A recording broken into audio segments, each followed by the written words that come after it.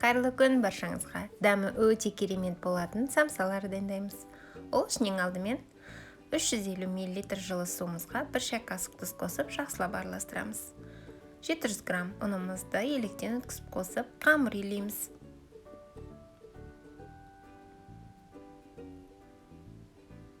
Қамырымызды жақсылап илеп, жарты сағатқа тындырып қоямыз. Тұнған қамырымызды 2 бөлікке бөліп, жақсылап, жұқалап, жаямыз.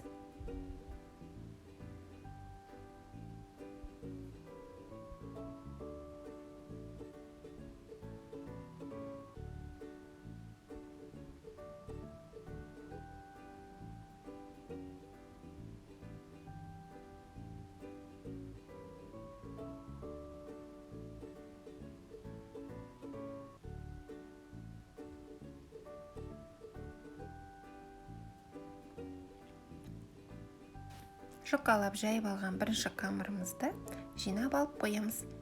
Екінші қамырымызды тура осылай жұқалап жаямыз.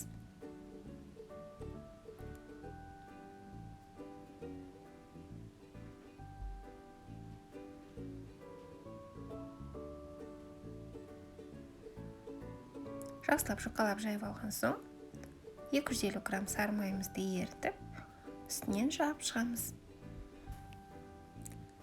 Жағып алған соң, бірінші жайып алған қамырымызды үстінен бір тегіс қып жайып, оның үстінен де сары майымыздың қалғанын жағып шығамыз. Жағып алған соң осылай рулет қылып орап,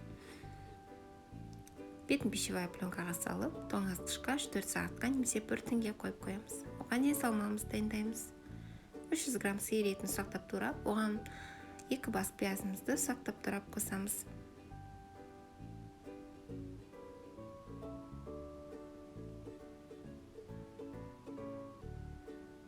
Шай қасық тұз қосамыз.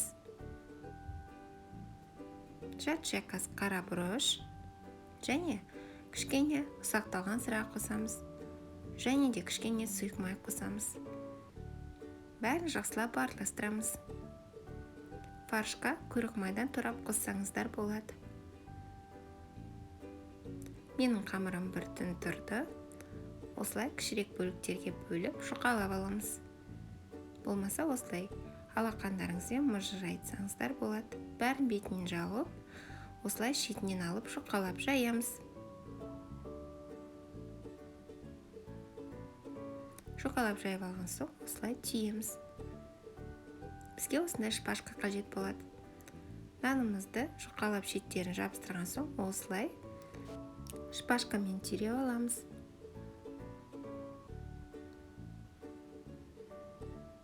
Түсінікті болу үшін тағы да біреуін түйреп көрсетейін.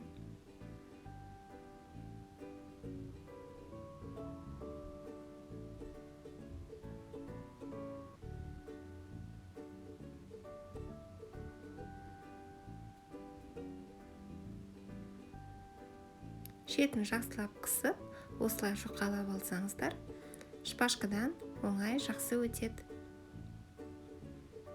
Тура осы видеодағыдай қалғандарын бәрін түйіп шығамыз.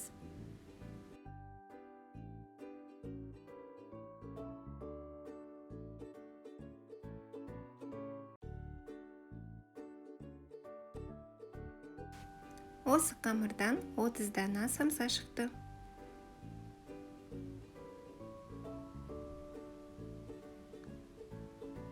Бір противенға 13 самсадан салып, бетіне жұмыртқаның сарысын жағып шығамыз.